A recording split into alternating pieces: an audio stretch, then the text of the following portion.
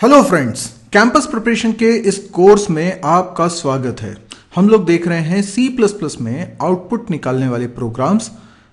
ये campus preparation के लिए बहुत ही अहम होते हैं, साथ ही साथ आप अपने कॉन्सेप्ट को भी इसमें दुरुस्त कर सकते हैं। तो आइए देखते हैं आज के प्रोग्राम में क्या खास है।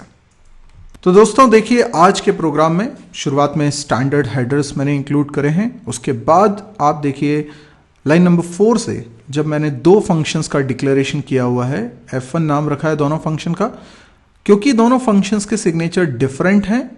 ये हम कह सकते हैं कि ये फंक्शन ओवरलोडिंग का एग्जांपल है।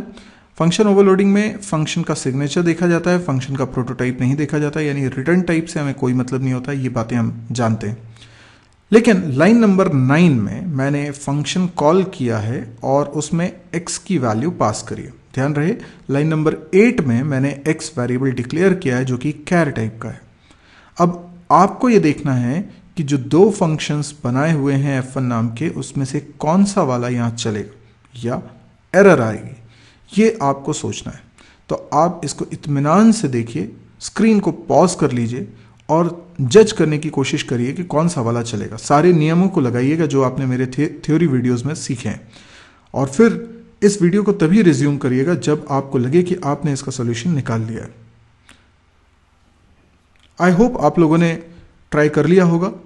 अब मैं इसका सॉल्यूशन बताने जा रहा हूं। तो दोस्तों यहां पर सबसे पहली बात तो ये समझें कि जब फंक्शन ओवरलोडिंग होती है तो कौन सा वाला फंक्शन चलेगा, इसकी बाइंडिंग करने के लिए जिम्मेदारी होती है कंपाइलर की। यानी कंपाइलर जब प्रोग्राम को कंपाइल कर रहा है उस समय ये उसकी जिम्मेदारी है कि फंक्शन के कॉल को देखकर, जैसे लाइन नंबर 9 में फंक्शन का कॉल हो रहा है, तो इस फंक्शन के कॉल को देखकर उसके अप्रोप्रिएट वर्जन के साथ उसे करे बाइंड, यानी मैप, कनेक्ट। अब ऐसा करने के लिए उसकी ट्रेनिंग हुई है। कंपाइलर जब बनाया गया होगा तब उसको सिखाया गया होगा कि ये काम कैसे करना है। तो सबसे पहले तो उसे ये बताया गया है कि पूरे प्रोग्राम में ढूंढो कि इस नाम के, यानी f1 नाम के कितने फंक्शंस हैं। तो वो ज़्यादा बॉदर किए बिना सिर्फ f1 नाम के फंक्शंस को ढूंढता है और उसे एक से ज़्यादा फंक्शंस f1 नाम के मिल जाते हैं। तो वो उसे कहता है कैंडिडेट्स, यानी वो सारे कैंडिडेट्स हैं जो उसे f1 नाम के फंक्शंस मिले हैं, क्योंकि उन्हीं में से किसी एक का उसे चुनाव करना है। तो ये कैंडिडेट्स हैं जिनमें से एक को फाइनल करना है। अब ये जो कैंडिडेट्स हैं कितने मिले, यहाँ पर 2 मिले, यानी लाइन नंबर 12 में जो फंक्शन बनाया हुआ है वो भी f1 है, और लाइन नंबर 17 में जो फंक्शन बनाया गया है वो भी f1 है। अब कंपाइलर का काम यह है कि इन दोनों कैंडिडेट्स में से फाइनलाइज करे कि कौन सा वाला f1 अप्रोप्रिएट है बाइंड करने के लिए। इसके लिए कंपाइलर के पास 3 रूल्स होते हैं जिनको मैंने थ्योरी वीडियोस में भी आपको समझाया है। तो 3 रूल्स क्या है? पहला रूल है एग्जैक्ट मैच, दूसरा रूल है टाइप प्रमोशन, तीसरा रूल है टाइप कन्वर्जन। सबसे पहले हम फर्स्ट रूल लगाएंगे, यानी कि एग्जैक्ट मैच। अगर ये रूल फेल हो जाता है तो ही हम अगले दोनों रूल्स को लगाएंगे, लेकिन अगर ये रूल पास हो जाता है तो मैं आगे के रूल्स नहीं लगाने। तो हमने पहला रूल लगाया एग्जैक्ट मैच। इसका मतलब है एक्चुअल आर्ग्यूमेंट और फॉर्मल आर्ग्यूमेंट एक ही टाइप के होने चाहिए, तभी वो एग्जैक्टली मैच होंगे। तो नंबर ऑफ आर्ग्यूमेंट्स भी सेम होना चाहिए और टाइप ऑफ आर्ग्यूमेंट भी सेम होना चाहिए।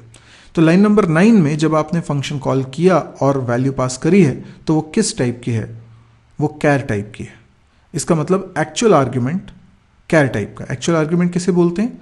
फंक्शन कॉल करते वक्त जो डेटा पास करते हैं उसे हम एक्चुअल आर्ग्यूमेंट बोलते हैं, और फंक्शन को डिफाइन करते वक्त जो वेरिएबल हम बनाते हैं जो एक्चुअल आर्ग्यूमेंट का डेटा कॉपी कर लेता है, यानी रिसीव करता है, उसको बोलते हैं फॉर्मल आर्ग्यूमेंट्स। तो लाइन नंबर 12 में जो a वेरिएबल बना है, लाइन नंबर 17 में जो b वेरिएबल बना है, ये फॉर्मल आर्ग्यूमेंट्स। तो आप देखिए लाइन नंबर 9 में फंक्शन कॉल होता है, आप x की वैल्यू पास करते हैं, यानी एक्चुअल आर्ग्यूमेंट कैर टाइप का है। अब आप देखिए f1 नाम के जितने फंक्शंस बने हुए हैं, क्या कोई ऐसा f1 फंक्शन है जिसमें फॉर्मल आर्ग्यूमेंट एक कैर टाइप का वेरिएबल हो? पर आप देखिए दोनों में ही ऐसा नहीं है। एक में इंट टाइप की वैल्यू ली जा रही है, एक में फ्लोट टाइप की वैल्यू ली जा रही है। इसका मतलब एग्जैक्ट मैच फेल हो गया। एग्जैक्ट मैच वाला रूल यहां पर अप्लाई नहीं हो पाया। इसीलिए हम रूल नंबर 2 को देखेंगे, जिसका मतलब है टाइप प्रमोशन। टाइप प्रमोशन और टाइप कन्वर्जन में अक्सर स्टूडेंट्स को डाउट होता है। देखिए टाइप प्रमोशन लिमिटेड है, जबकि टाइप कन्वर्जन किसी भी प्रिमिटिव टाइप से किसी भी प्रिमिटिव टाइप में कन्वर्ट कर सकते हैं। टाइप प्रमोशन में कैर इंट में तब्दील हो सकता है और फ्लोट डबल में तब्दील हो सकता है। तो यहाँ पर हम एक्चुअल आर्ग्यूमेंट का टाइप प्रमोट करके देखेंगे कि क्या अब फॉर्मल आर्ग्यूमेंट्स के साथ मैचिंग हो रही है। अगर हो रही है तो बाइंडिंग हो जाएगी। तो हमने देखा कि लाइन नंबर 9 में जो एक्चुअल आर्ग्यूमेंट है वो कैर टाइप का है, तो एक्चुअल आर्ग्यूमेंट का टाइप प्रमोट करिए। टाइप प्रमोशन में 2 ही नियम हैं, आप कैर को इंट में कन्वर्ट कर सकते हैं या प्रमोट कर सकते हैं बोले, और फ्लोट को डबल में प्रमोट कर सकते हैं। तो क्योंकि x कैर टाइप का है आप इसे प्रमोट कर सकते हैं इंट में, तो x जो है वो कैर से इंट में प्रमोट हो गया है। ठीक है, अब हमें यह देखना है कि क्या कोई ऐसा वर्जन है जो इंट टाइप का फॉर्मल आर्ग्यूमेंट लेता हो। तो आप देखते हैं लाइन नंबर 12 में जो फंक्शन डिफाइंड है वो इंट टाइप का आर्ग्यूमेंट ले रहा है, जबकि लाइन नंबर 17 में जो है वो फ्लोट टाइप का आर्ग्यूमेंट ले रहा है।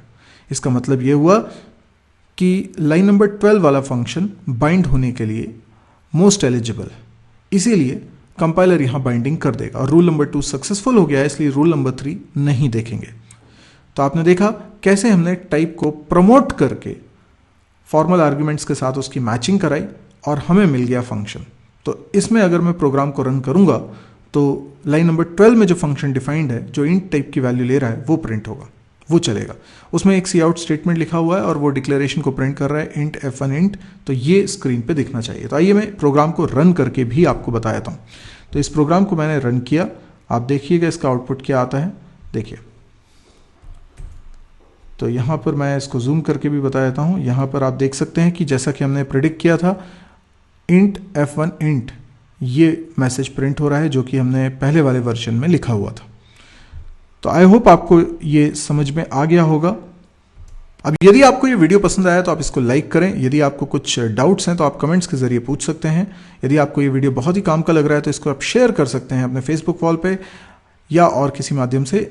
इसके अलावा आप इस चैनल को सब्सक्राइब जरूर कर लीजिए ताकि जब भी कोई नया वीडियो मैं पब्लिश करूं तो उसका नोटिफिकेशन आपके पास आ जाए। मैं डेली वीडियोस अपलोड करता हूं और इसकी जानकारी आपको कहां मिलेगी, मेरी वेबसाइट पे mysirji.com। आप इस साइट को रेगुलरली विजिट करिए ताकि आपको पता चले कि मैं कौन से वीडियोस अपलोड करने वाला हूं, रिसेंटली मैंने कौन से वीडियोस अपलोड किए हैं और आज तक मैंने जितने भी वीडियोस अपलोड करे हैं उन सब के लिंक्स बहुत ही ऑर्गेनाइज्ड मैनर में इस साइट पे आपको मिल जाएंगे। तो ढूंढने में दिक्कत नहीं जाएगी। यहाँ पे कोर्स वाइज मैंने अलग अलग वीडियोस के लिंक रखे हुए हैं, यानी आप जो कोर्स सीखना चाहते हैं उसके वीडियोस देखिए और कंप्लीट कोर्स आपको मिलता है। बहुत सारे कोर्सेज हैं, आपको डाउनलोड करने के लिए काफ़ी कुछ मटेरियल है, कैंपस प्रिपरेशन से रिलेटेड काफ़ी कुछ मटेरियल है और डेली इसमें नया कंटेंट आ रहा है। तो यदि आपको लगे कि ये साइट आपके लिए बहुत काम की है तो आप इसको शेयर करिए, क्योंकि बहुत सारे लोग हैं जिनको इस तरह की वेबसाइट की बेहद ज़रूरत है। तो आप इसको शेयर ज़रूर करिएगा। Thank you.